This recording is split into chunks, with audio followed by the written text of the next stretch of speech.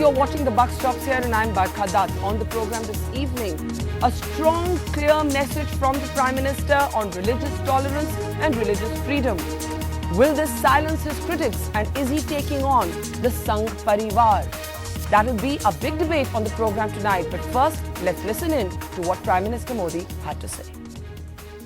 My government will not allow any religious group belonging to the majority or the minority to incite hatred against others overtly or covertly. Everyone has the undeniable right to retain or adopt the religion of his or her choice without coercion or undue influence. Unity strengthens us. Division weakens us. I sincerely request all Indians and all of you present here to support me in this huge task. My government will ensure that there is complete freedom of faith and that everyone has the undeniable right. A big political debate on the Buck Stops Here this evening. The Prime Minister saying what his critics say he should have said a long time ago, sending an unequivocal message in support of religious tolerance and religious freedom. Speaking at a Christian event in the national capital, the Prime Minister also broke his silence on the conversions controversy, saying very, very clearly that in India there was an undeniable right to not just retain but also adopt the religion of one's choice. How should one read the Prime Minister's comments that have been welcomed across the board? Does the Delhi verdict have anything to do with the timing of these comments? Does President Obama's reference on religious tolerance and Mahatma Gandhi have anything to do with them? Or is it that Narendra Modi is actually asserting himself against the Sangh and the RSS, whose chief, Mohan Bhagwat, famously said, all Indians are Hindus? What will be the impact of the Prime Minister's comments, and will they finally silence his critics? Let's introduce our panel this evening. From the BJP, we're joined by its senior leader and spokesperson Nalin Kohli. From the Trinamool Congress, we're joined by a Member of Parliament and senior leader of the party, Derek O'Brien. From Mumbai today, we're joined by Tavleen Singh, well-known author and columnist. We're also joined by Shahid Siddiqui, the editor of Nai Dunya. And we're also joined by Rakesh Sinha, Professor, Delhi University. And of course, we're also joined by the Archbishop of Delhi, who was present at the function and was one of the key organizers behind it, where the Prime Minister spoke today, the Archbishop of Delhi, Anil Kuto. I'll start with you, Archbishop Kuto, if I may. Just not so long ago, you were describing the Delhi verdict as a message to the Prime Minister and a message to the BJP that they could not polarize the voters in the name of religion. This is what you said. Hearing the Prime Minister's comments today, that very unequivocal message on religious freedom and tolerance, do you feel any differently about those remarks? Yes, certainly I feel differently about those remarks because the Prime Minister has spoken very emphatically about religious tolerance, about the choice of one's religion, which belongs to each one's freedom, the Constitution which guarantees it, and so on and so forth. And his words were so clear, so measured, so powerful. Therefore, I do feel that finally the Prime Minister has spoken, and spoken quite powerfully and quite emphatically, and has sent his message across. Therefore, I do feel that this is a real turning point in the Prime Minister's attitude. Yeah. Now, it's very interesting, Archbishop, because I want to read out to you what you said just recently, as I said, after the Delhi verdict. You said the people of Delhi voted against the BJP and its attempts to polarize the voters in the name of religion. The result of these elections is a message to the Prime Minister, Mr. Narendra Modi. He should think seriously about his behavior. So from your earlier remarks, it seemed that the Prime Minister's silence for you on this entire issue was very damning. And today you're saying that his strong message has changed your mind. Is that correct? Yes, it is correct. Very correct, yeah. Okay, let me get responses now from the BJP. Nalin Kohli, how should we read these remarks? You have Derek O'Brien sitting here, who was part of the opposition, saying the Prime Minister should break his silence on the conversions controversy in Parliament.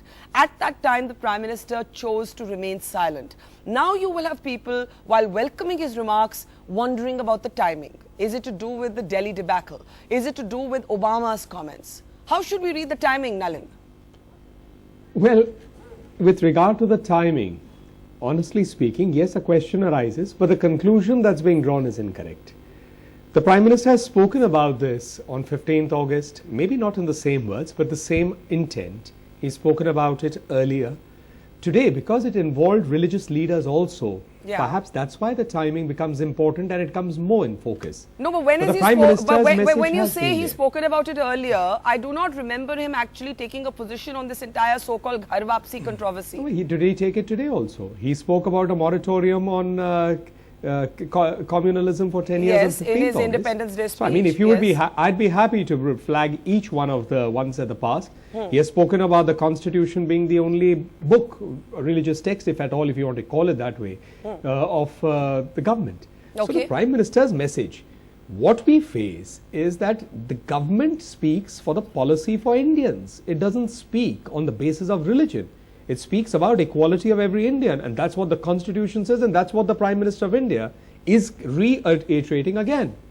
Now, if there is an aberration to that by anyone, let me finish it. Anyone, whether it's Hindu, Muslim, Sikh, anyone else, if they break the law will apply. Whether Delhi police is there, that's a different matter, but states otherwise will take action. And the Prime Minister's flagging, this is not our agenda. Our agenda is development. Okay, so but I do want to explore with you in a moment from now whether this means that the Prime Minister is actually asserting himself vis-a-vis the Sangh. And to me, that's a very interesting power dynamic here that's playing out. But Derek O'Brien, do you believe the Prime Minister's messaging this morning, Arun Jaitley's messaging, where Mr. Jaitley speaks about violence in the name of religion being absolutely unacceptable aberrations, clearly referring to the recent spate of attacks on Christian institutions in the capital, do you believe this finally silences detractors such as you?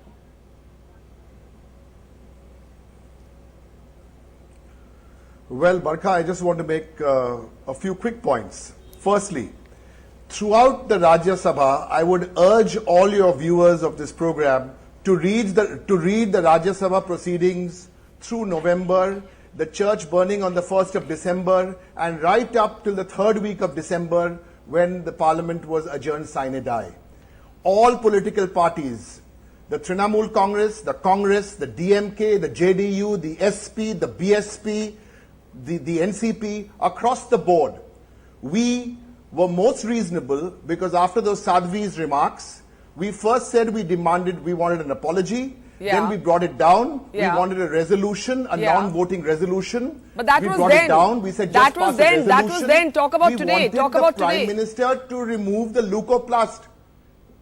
I'm talking about today. We wanted him to remove the leucoplast and speak to the nation. So he is not the Prime Minister of the BJP, he is the Prime Minister of this great nation. Doesn't matter that the BJP got 30% of the vote. He's our Prime Minister. He's everyone's Prime Minister. So with that spirit, we wanted him to speak on the Rajya Sabha and he had leucoplast. Today, he has spoken. Very good, it's a start. It's a start. Now the question is the timing. You talked about Delhi. The BJP got steamrolled in Delhi. They got steamrolled in Bengal. And this is a change of track. So my question is, why this change of track? Why this change of track? Archbishop has been very, very gracious on this program. Archbishop has been very, very gracious. He's a religious man. I'm not so holy, I'm an unholy Christian. But first, I'm an Indian. So I want to take this view. Could the Archbishop care to share the kind of meetings which the Prime Minister had with leaders of the Christian community over the last 2 months? What is the progress on the Delhi probe? Let us see some action. What's good? You want to quote Tagore, Vivekananda, very good. Now let's genuinely see some action. Leave the politics out. Let's see some action. Okay, I want to bring in the Archbishop and then I'll open up the panel. Archbishop Koto, I guess as a religious leader, you're not concerned with the timing, you're not concerned with the political squabbling. I think my question is much more basic. Do you believe this is enough? Yeah. Or do you believe these comments, Archbishop, have come too late, that the damage is, in a sense, already been done, given the kind of attacks we've been seeing on Christian institutions, which, by the way, many of Mr. Modi's core supporters, at least in the online world, insisted were a law and order problem, as did the Delhi police, and not communal incidents? Well, I wouldn't say that the speech of the Prime Minister has come a day too late, because he has spoken finally, and this was a wonderful occasion. And the occasion was the celebration of the canonization of the two saints from Kerala of the Syro-Malabar Church, and Yes. that is Elias Shavara and Mother Euphrasia. So that was the occasion, and it had to be on this particular day, not because the day was significant, but also the convenience of the Prime Minister, and so they wanted that the Prime Minister should be there. By the way, I was not one of the organizers. I was just called to as Archbishop of Delhi. The organizers was basically the two religious orders, that is the CMI and the CMC, okay. and of course the Syro-Malabar Diocese of Delhi with Archbishop Kuriakose Bharani Kulangara, who is the bishop of this diocese. So that they are the organizers of this event. Of course, I was invited as the Archbishop Yes. of Delhi to speak also. Yes. So what I was say is that the timing was good in terms of, I wouldn't say from the political point of it, but from the religious point. And I'm hearing that the Prime Minister has kind of asked the police and the others and Yes. to make sure that the probe goes further, and it yields Yes, he did results. summon. That's He what- did that's summon what the Delhi I'm Police hearing, Commissioner and he's as well. taking- Yes, but Tavleen Singh, if I can Yes, bring, yes, if and I that can we bring have- you in, the question that will inevitably be asked is whether it's the Prime Minister asserting himself vis-a-vis the RSS and the Sangh. And the reason I bring this up is when the Prime Minister talks about people having the freedom to not just retain but also adopt the religion of their choice, he's effectively addressing the conversions controversy. And Mohan Bhagwat is on That's right. record, Tavleen, talking about ghar wapsi and Yeah. conversions in terms of चोर पकड़ा गया, मेरा माल चोर के पास है और मैं अपना माल वापस लूंगा. Mohan Bhagwat is on record saying all Indians Yeah. are Hindus. So do we see the Prime Minister's remarks as him taking on the Sangh Parivar? I think so. Yes, certainly, I think, and I've written this often, that Go ahead, Tavleen.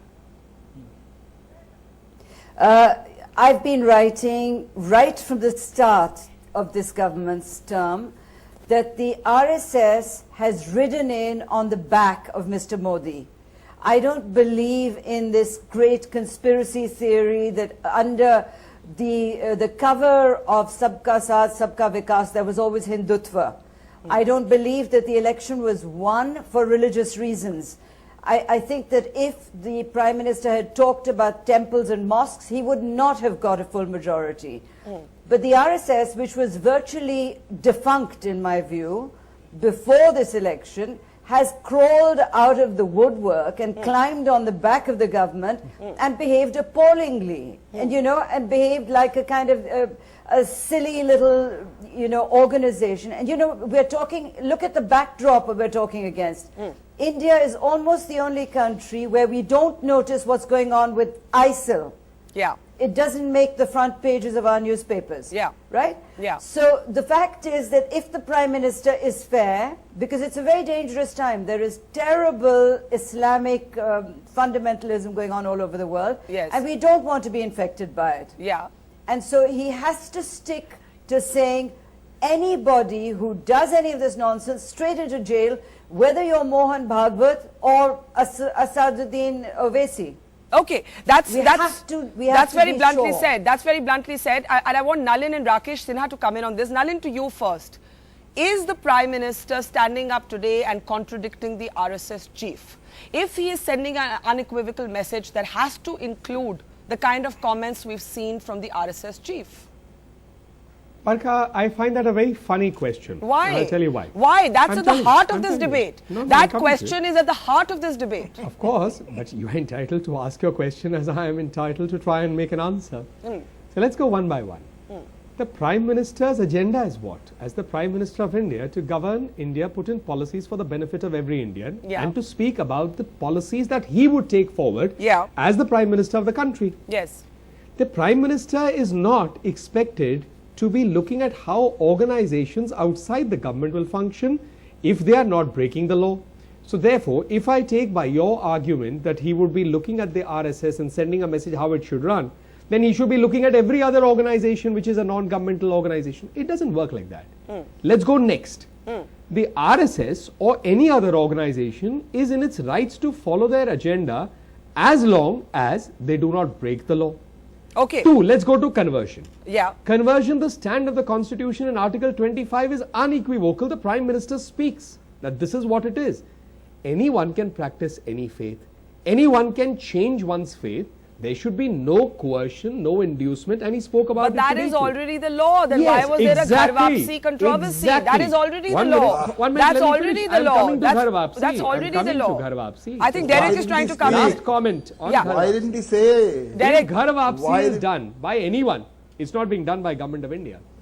If they break the law, the state governments, where law and order is, will take action. Okay, Derek, quick if comment, they don't then break the Rakesh law, Sinha. why should anybody allege anything? Derek, quick comment, then Rakesh Sinha and Shahid Listen, Siddiqui. Barkha. Yeah.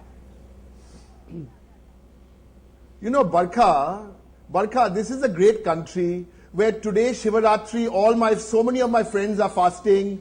Tomorrow is Ash Wednesday. I will fast. This is a great country. All we wanted the Prime Minister to do. This timing is devious. We are happy he said what he said. What do you mean devious? The BJP are trying to do damage control. The timing? Why are you questioning the timing, and how is that relevant? How is the timing relevant, Derek? I will tell you. It is, Barkha, you're asking me a rhetorical question.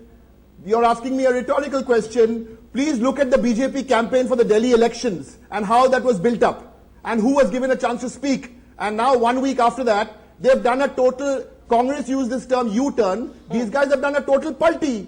They're trying to course correct. And I think Tavleenji made a very good point. I want to build on that quickly. Yeah. On one side, they talk about development, but the action comes from the RSS and the VHP, which is a divisive India. Yeah. Digital India, divisive India. So which is the real government? Okay, which is the real government? Nalin, hold on, because others are waiting. I know. Just a comment, just so it gets clear. Okay, one sentence, then Professor Sinha and Shahid have been waiting. When you say divisive India, I'm putting it on the record. I've never attended a Shakha. I've not been in the RSS. I'm here representing the party. Yeah. I just don't understand this remote control argument that's used. And suppose, as the Honorable Archbishop said, if this function was held 15 days ago, then would you say that the timing was suspect because the Delhi elections were to happen? When the function took place, the appropriate forum came. He spoke what he has been already Professor Rakesh Sinha, as somebody who is an ideologue, sympathetic. 1 minute, Derek. As someone who's sympathetic to the RSS and the Sangh, do you see Mr. Modi's remarks as taking on the Sangh? Because he is directly contradicting a number of comments on conversions made by the RSS chief Mohan Bhagwat. Professor Sinha.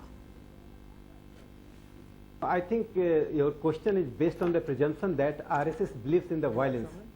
Mohan Bhagwat ji himself appealed to the people that we all should work together for the national welfare. Yes. One thing I want to raise here, yes, that Christian missionaries have done the propaganda out of proportion. 5 unfortunate incidents have taken place in Delhi. But such a kind of propaganda unleashed by them that New York Times has to write an editorial. Obama has to speak in the prayer meeting. This is really slanderous activities of the church that they are making mountain out the mole. Second thing, the hidden agenda of such mispropaganda is that they want the right of conversion. RSS wants a debate, sociological debate on the issue of conversion. Conversion should not be, they are misusing the Article 25, which gives the right to... But Rakesh Sinha, you made a comment about the church. The Archbishop can respond to that. But my question to you is, this is what Mohan Bhagwat says on conversions. भूले भटके जो लोग गए हैं उनको वापस लाएंगे. लोग अपने आप नहीं गए, उनको लालच से लूट कर गए. चोर पकड़ा गया है, मेरा माल चोर के पास है और मैं अपना माल वापस लूंगा. He also says all Indians are Hindus. The Prime Minister today is contradicting the RSS chief, Professor Sinha. No, Bhagwat ji said very rightly that those who wants to reconnect with their roots, what is the wrong? Conversion is right and the ghar wapsi is wrong. How can it be? You want that there should not be ghar wapsi. Those people who have been converted by greed, by force, by fear, they are coming back to their religion by coming to Will they come back as Brahmins? This is the problem. Okay, Tavleen, go ahead. Prime Minister has 1 minute, Professor Sinha. Tavleen saying something to you. With the RSS chief statement. Tavleen Singh, quickly, and then Shahid. Tavleen. Will they come back? What caste will they come back to? And what is this nonsense? They are adults. If they want to change their religion, fine. What is your problem? There's such a small minority. And if they're making a big noise, let them make a noise. Why are Hindus so insecure? Okay, let me take that to Shahid Siddiqui. Shahid Siddiqui, how reassured are you by the Prime Minister's comments today? Barkha, I'll say, Der ayat, Durust ayat, these comments should have come much earlier because a sense of fear had been created among the minorities. Whether it's Christians or it's Muslims, as Nalin said, and Tavleen said that with ISIS active, Al-Qaeda active, Taliban active, we in India, Indian Muslims have rejected all these extremists. Yes. And we do not want them to fish in the troubled waters. Yes. But who is creating a situation where some people from outside can, come and fish in the troubled waters? It is some of these organizations. I will not say RSS. Hindu Mahasabha is much more active. The Vishwa Hindu Parishad is much more active. Yes. And at a lower level, at the ground level, they are creating a sense of fear among the common people. And that's where now what Prime Minister Modi has said, whether he said it today or yet, it would have been better for him to say it a month earlier, whether it's political or non-political. If we want to take country forward, if we really want to develop this country, then Prime Minister has to come out strongly, openly, and not only on church attacks, but attacks everywhere else. There have been and he has said that today. He has said that today. And people are feeling unsafe, and that sense of safety must come if we want to really go forward. I want to bring in the Archbishop. Archbishop Anil Kuto, please do respond to Professor Sinha saying that somewhere there is the evangelism of the church has actually skewed the debate on conversions. There have been commentators who have said that President Obama's comments were also made with one eye on the Christian constituency back home. These are not views that I subscribe to personally, but they have been raised by people again and again, and I want your response to that, Archbishop. I cannot comment on the speech of President Obama. I have not been listening to it also. I have just listened to a few reports in the media. I had no time to actually watch President Obama's speech. With regard to conversion, I would like to make my humble submission that there is no such thing as force in conversion. It's absolutely a contradiction to say that a conversion is forced. If it is forced, then of course we have the adequate laws in our country to deal with such kind of a situation. Okay. But if, as our Prime Minister said today, if it's a matter of one's choice, and if one feels that this is the path that I would like to follow because it gives meaning to my life, and I feel that I'm comfortable in this, then certainly it is a matter of one's choice and choice of one's conscience. Okay. And that's what we have always been holding on to. Okay, let me bring in Derek now. Derek. Derek, on Twitter today, in response to a comment made by my colleague Sandeep Phukan about the Prime Minister's comments, you used a phrase, you said crocodile tears. I put it to you that the opposition is actually being unfair, because when the Prime Minister doesn't speak, you say speak. When he speaks, you say these are crocodile tears. He's damned if he does, he's damned if he doesn't, Derek.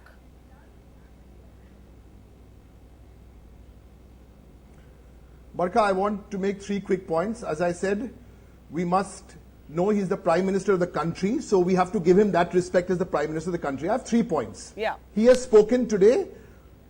I believe that this is the timing, but let's not get into the timing because they got whipped in the elections. But 3 points. Number 1, the Parliament starts on Monday. Yes. He spoke today in a Christian beatification ceremony. Yes. will the Prime Minister speak on the floor of Parliament? This has been our demand through the But winter he's already session. taken a position. By the way, He's for all already you taken a pundits public who are blaming position. the He's already opposition, taken a public position. Why does he have to repeat the same thing on the floor of the House, Derek, just Let for us- the Barkha? opposition to be able to stall the House?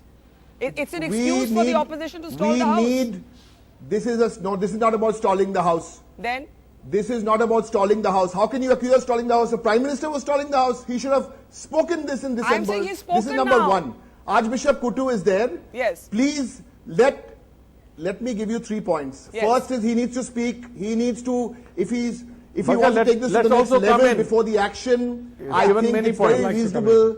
Parliament is the ultimate forum. Okay. He should be speaking in Parliament. Number Okay. two. Yes. Number two. From the 1st of December to the 15th of February, there has been no progress on the SIT, on the church burning incident in Delhi. There needs to be some serious action. Okay. And number three, as Yes. Shahid Siddiqui said, across the country, not only Christian, Muslim, all the minorities need to get a feeling of confidence, and if they don't, well, the BJP at their own peril, every time there's an election, they will get whipped. Okay, Shahid So let's see Siddiqui, some go ahead. action. I'd like Shahid, to- Barkha, I want Shahid to and make then a very Nalin. small point. Yes. You know, Barkha, I want to make a small point. Yes. That these parties, so-called secular parties, they have also been whipping up the fears of the minorities, have been playing on the fears of the minorities, have been doing politics on the Which fears are of the the so-called minorities, secular and they are parties, as Shahid? bad and Shahid, as name the dangerous parties. as Shahid, name the RSS or parties. Hindu Parishad. Shahid, So name they the should also parties. not do it. Delhi. Name the parties. What are the That's why you so-called got All the secular parties parties, in the Delhi. Samajwadi Party, the RJD, That's why the you got 3 Trinamool seats in Congress, Delhi. all of them have been doing it for last 64 years, including the Congress. That's And why you got where, 3 that's seats where, in you know, Delhi. this confrontation has come, and Okay. which is leading. That's why which you is, came third in you know, Bengal dangerous yesterday. for the country. Okay. And therefore they should not play it. And I will request Mr. Derek O'Brien not to overplay these fears, because by doing it he is damaging the I'm Bengal. not Bengal overplaying. is The going to people will suffer decide. if he goes on with The this, people will and the decide. minorities will Barkha? suffer more. We Okay. have to face the consequences Tavleen is of their wanting to games make and some their comments politics and then and the Nalin. slogans they make. Barkha, Okay, Tavleen, go ahead. Barkha, you know, I'm really shocked to hear Derek talk about crocodile tears, because where are his tears for the Assam violence? If anyone has been killed in communal violence in the past 8 months, it's been in Assam. Next door in West Bengal, Rajasthan. where are the tears there? Crocodile or otherwise. Okay? So, you know, I totally agree with Shahid. We're putting this whole thing out of perspective. There have been no massacres, right? And there is a very difficult situation in the whole world. Yes. Where there's a very aggressive, ugly form of Islam. And, you know, we need to keep India secure by being fair and saying Islam that has there been hasn't hijacked. been, there's just been a little, yeah, whatever, but the point is it's terrible. Yeah. And, you know, in India, nothing like that is happening with the Hindus. It's just a lot of very silly noises. I will allow Derek a quick response, and then Nalin Kohli and Professor Rakesh Sinha. Derek, brief response to Tavleen. Selective chest beating on incidents of communal tensions is the charge. I don't think it's selective chest beating. I don't think it's let me put it to you straight up. Let me give you the political response. It's nothing to do with selective chest beating. The BJP yesterday in Bengal and last week in Delhi, they tried to whip up all this communalism, and they got whipped in the election. They've changed their strategy. Please, it's a two-faced BJP. They've changed their strategy. That's all. Okay, Nalin Kohli, go ahead. Well, I hope I have just the time to cover the points I'd like to raise. Yeah. No Indian can be in fear, and that's not acceptable, because the government is for every Indian. And that's what the government of India will work for. Some of it with responsibilities will fall on the state. States have law and order. The government can't also break the federal structure or the constitution to go and prove a point. So the cooperation of the states is equally important. Two is, when we speak about, and they are absolutely condemnable, the attacks on the church, we have to say for every religious institution, I read in a paper today some 206 temples have been desecrated or robbed and all. Yeah. That's equally bad. So I think it's not about only church, it's about any religious place. It could be a gurdwara, it could be a mosque. Yeah. We can't be selective. And that's how every But you know, political Nalin, party is responsible. Nalin, I confronted Derek on his tweets. I must confront you on one of your party colleagues' tweets. Let me finish. One minute. It's related to what you're saying. Dr. Okay. Subramaniam Swamy actually made the same point on Twitter. He said that more than 200 temples have been also attacked. I think he said 30 gurdwaras have been attacked. But he said that, you know, everyone from Obama downwards is attacking the VHP. So this is your party colleague who sees a kind of Obama pressure. A kind of Obama pressure. Hold on. He spoke his point of view. I'm speaking the party's point of view. So let me come back to the party point I'm saying. For any religion, you can't have a selective approach. It's not correct. It'll only add to fear or it'll lead to anger. Okay. The third point is, I find it very contradictory in how Mr. O'Brien is approaching this. One side he says the Prime Minister is the Prime Minister of the country. He must get respect now because the BJP is being whipped. Then on the second side he'll say we don't take him at face value when he spoke publicly at an appropriate forum. No, we want it in the parliament. So I think either you accord respect to the Prime Minister or you don't. Okay, let me bring you in can't Professor have Rakesh it both Sinha ways. and then My Derek last will come comment. in. Yeah, my last comment. Quickly, Nalin. My last comment. Lord. To Shahid Bhai, what he said, that is, I think, a correct approach. We are overplaying also this. Why do we want to work on fear? Why can't India work on hope, on something positive, and where somebody perpetrates anything wrong, let the action of the state and the center, where required, come in. But Nalin, but why do we have to keep Nalin, Nalin, you said you're giving about the the fear of 2002. Nalin, you said you're giving the party's point of view. Does the I'm party not agree? going to like Nalin, to go back. What is 2002? 1 minute. No, this is unfair. I have a question. This is very unfair. It's very, very pedestrian. I'll be happy to discuss Sharda as much as you want. But this is this approach is I have a question. You Please drag in answer my 2002. question. Where is 2002 got to do anything please, with this? Please listen to me. No, it's okay, listen. But you can't have these pot shots when you're having a serious discussion. I have a question. Mohan Bhagwat ji said all Indians are Hindus. Does the BJP agree with that remark? Since you said that you're here to represent the party point of view, does the BJP agree with those remarks?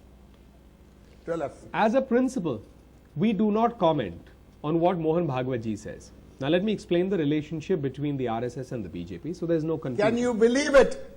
If you would hear me, then you decide whether you want to believe it or not. Can I come but in? if you can't you can't even I must hear go to Professor let Sinha me so finish quickly. my point. Yeah, finish your point because Rakesh Sinha has been waiting. But not with 4 people screaming at me. So let's go one by one. As I said, if I put it in a family way, there's a father, mother, which may be the ideological RSS. There are different siblings. One may be the VHP, one may be the Bajrang Dal, one is the BJP. Yes. Now, each one of them is independent. We follow what is a political agenda, and we have been in conflict also from time in the first NDA and now also. The BMS may oppose us. Swadeshi Bagran Manch sometimes opposes us. The VHP sometimes speaks against us. So why is it an agenda of the BJP? Professor Rakesh they are in Sinha. their rights to do what they would like. Okay, I've got your point. We are in our I've got rights to your point. pursue our I've got your political point. You're saying distinguish between how government and party responds and affiliate ideological extensions of the Parivar respond. Professor Rakesh Sinha, do you welcome the Prime Minister's comments today, or are you in somewhat disagreement with them? Because he has broken his silence on the conversions issue. Of course, we welcome Prime Minister's statement. He has done a very right thing. But fundamental issues should be addressed. First question is, in the Constituent Assembly, it was propounded that there should not be a division between minority and majority. And this division has been perpetuated by the Congress rule, by the policy of appeasement. That's why there is a minority ego. These events were, of course, condemnable events. But the missionaries have made a propaganda. The missionary network created such a huge propaganda that Obama has to give a statement. Professor Sinha, do you believe? Professor Sinha, do you believe the Prime Minister has made these comments under American pressure? Are you saying that? No, it is not under American pressure. I think the chapter has been closed by his statement because the missionaries and the secularists were making propaganda that Prime Minister is not speaking. So Prime Minister is siding with those elements who are attacking the church. This is not the fact. In fact, he has saved India from the misinformation campaign at the international level. Second very important point, Barkha, here is that the Christian missionaries want that there should not be anti-conversion law. In 7 Indian states, there are anti-conversion law, and there should be central anti-conversion law. That's why they are making. But Professor Sinha, when the Prime Minister says we will ensure that everyone has the 1 minute, I have a point. Prime Minister today has said. Prime Minister has said we will ensure that everyone has the undeniable right to retain or adopt the religion of choice without conversion. He doesn't seem to be calling for an anti-conversion law. He seems to be saying that we will uphold the present law. Tavleen, do you believe that there is going to be a serious friction within the Sangh Parivar now over the Prime Minister's comments? No, Prime Minister has Well, said you know, right I thing, think and that the RSS Prime also Minister- says that everybody has right to Okay, have okay, their own okay, let religion, Tavleen his speak. religion, Professor and Sinha, get Tavleen's trying to converted. speak. But Tavleen Singh- here, 1 minute, sir. conversion cannot be a demographic project. Missionaries are doing a demographic Sir, they're 2% of the population. Demographic engineering. 2% of the population. Where's the demographic project? I know, but, really. Tavleen, go ahead. and Shame respond. on you, Professor Sinha. Barkha, it is The a resilience of smallest the Hindu minority society. in They the are not country and successful. such hysteria. One last point, Barkha, one last point Okay. I want to make. Okay. That, Quickly. that missionaries have the international network. They had done the same similar thing when Yogi Commission report was presented. go in the Okay, I want to get in against Tavleen the now. I want to get in conversion. Tavleen, then They Shahid, then the Barkha. Archbishop. Government very Okay, influenced by the international Tavleen, please go propaganda. ahead. Tavleen, please go ahead. For a start, what hysteria over nothing, over a small little minority. It is hysteria. But the Prime Minister must assert his agenda over that of the rest of the Parivar, because nobody voted for the Parivar. Otherwise, they would have won in 2004 and 2009. And they would have formed governments much earlier. Nobody wants the kind of nonsense that they represent. Barkha, They voted Barkha, for I the think Prime Tavleen Minister Singh's because he understanding moved of away Sangha from that Parivar agenda. Parivar is based on the media report. She does not understand what RSS means. Okay. She does not understand what RSS ideology come on, is. stop being She's just hysterical, making comment Professor on Sinha. RSS just on the basis of the Barkha. traditional approach Okay, to the RSS. okay, Shahid. Barkha. Yeah, Shahid and Derek. Yes. Barkha, I agree, Barkha. totally agree with Tavleen. People of this country voted for development, and that's what Prime Minister Modi was talking during the campaign. And during the campaign, all these organizations were keeping quiet. They were not coming out with their agenda. And if they had come out with their Ghar Wapsi and Love Jihad and all this agenda, I tell you, BJP would have not been able to get this kind of majority. They would have lost the elections. But I think after the elections, he gave a long rope to them, waiting for them to understand what was his priority. But these people were not understanding that, and now the Prime Minister has spoken. And I think Vishndu Parishad understand that. There was a report today that Vishndu Parishad has given these instructions to its followers and its leaders that don't speak out of turn, don't speak in the language you were speaking up till now. Now my And I question think to this should Derek, go my very, political very question to clearly Derek, my with political the question party to Derek and is, with the affiliates. now the one criticism, the one thing that you could attack the BJP for was these rabble rousers, the Sakshi Maharaj, the Yogi Adityanath comments, the Ghar Wapsi controversy. Has the Prime Minister wrested back his headlines from the opposition? Has he taken away the one stick you could beat his government with? What are you going to do now, Derek?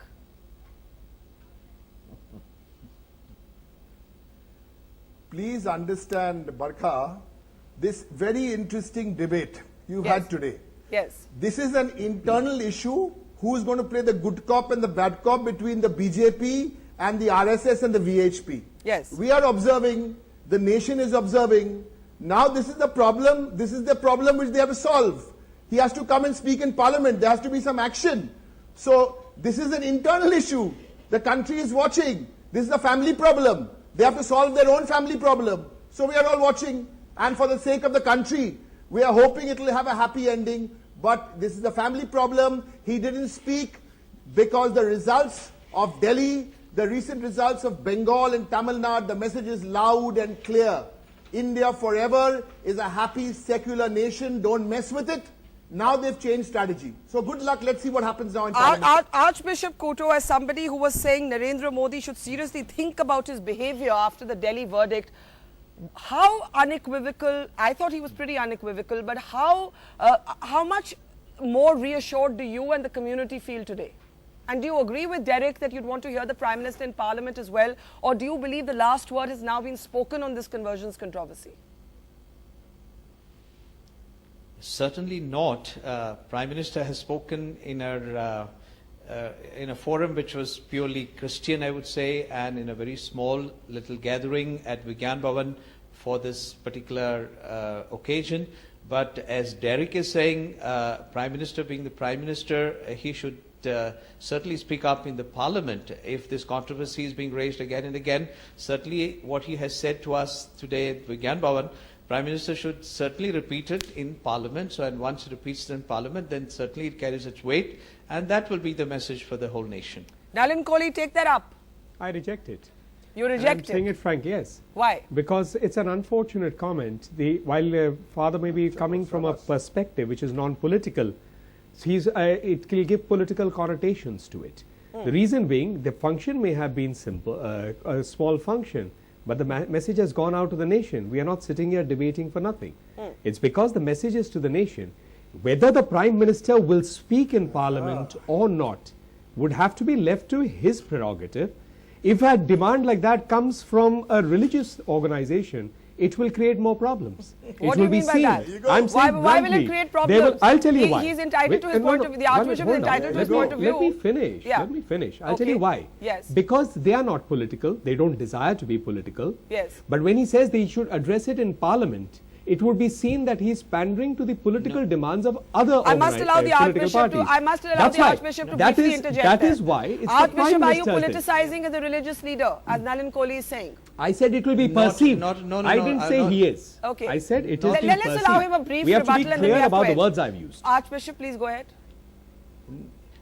No, what I said was, if at all this issue is being raised in Parliament again, as we were hearing, people saying that there should be an anti-conversion law at the national level and so on and so forth, then and Gar Wapsi kind Yes. of a whole debate that was going on.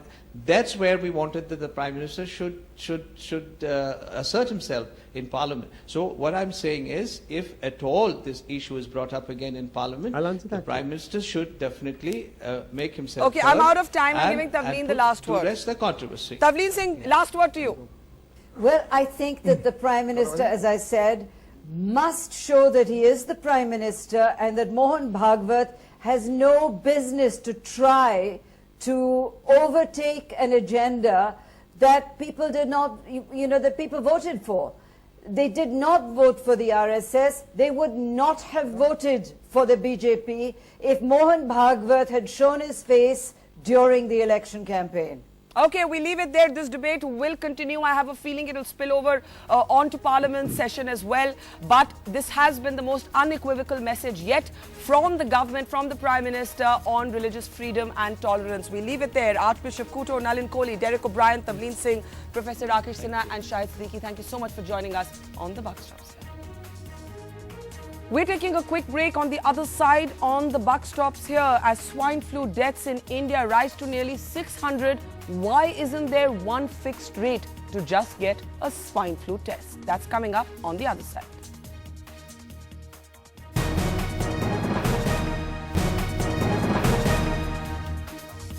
Welcome back. You're watching the Buck Stops here. And on the program tonight, we look at the rising number of deaths from swine flu. That number now stands at nearly 600. So how complicated is it to get a swine flu test? Not very, but the waiting period can be a few days if you go to a government hospital. And if you go to a private lab, there's no telling what they may charge you. Private lab से कराया था। अच्छा, और क्या charges लिए थे उन्होंने 5200 एक टेस्ट के लिए? एक टेस्ट के लिए। 3 दिन के बाद में वो रिपोर्ट मैंने बुधवार मॉर्निंग में दी थी 11 बजे और मुझे फ्राइडे नाइट में लगभग 9:30 बजे। अब आप देख लीजिए कितना समय के बाद में मुझे वो रिपोर्ट मिली है। कल 5 दिन होंगे। अच्छा कल रिपोर्ट आएगी उसकी। अच्छा, और इसमें कोई भी चार्ज अस्पताल ने नहीं लगाया है, सरकारी अस्पताल है इसलिए? हाँ जी, कोई चार्ज नहीं लिया हमसे, फ्री ऑफ कॉस्ट हुआ है। For anxious relatives, an unfortunate dilemma.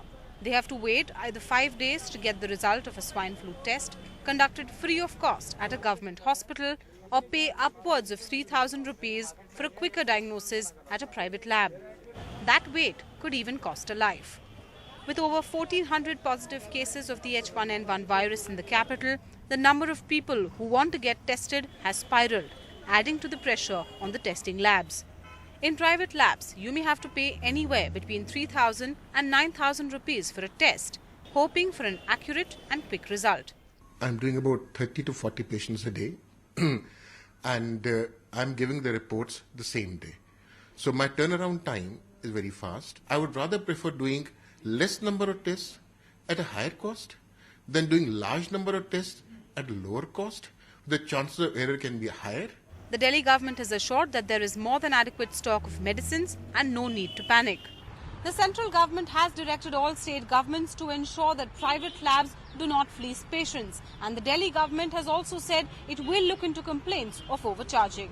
अगर इस तरह के रेट्स हैं या इतने एग्जॉर्बिटेंट रेट ले रहे हैं तो नॉर्मल रेट है उनका, जो भी रेट है वो रेट होना चाहिए. ये थोड़ा कि अगर एपिडेमिक्स है या ज़्यादा बढ़ रहा है तो आप रेट बढ़ा देंगे. That should not be there. But till then, between reports of a spike in number of positive cases and an overburdened public health system, many may have little choice. In New Delhi, with camera person Prem Singh, Ketki Angre for NDTV. And that's it on the buck stops here. We'll see you tomorrow night at 9. Thanks for watching. Goodbye.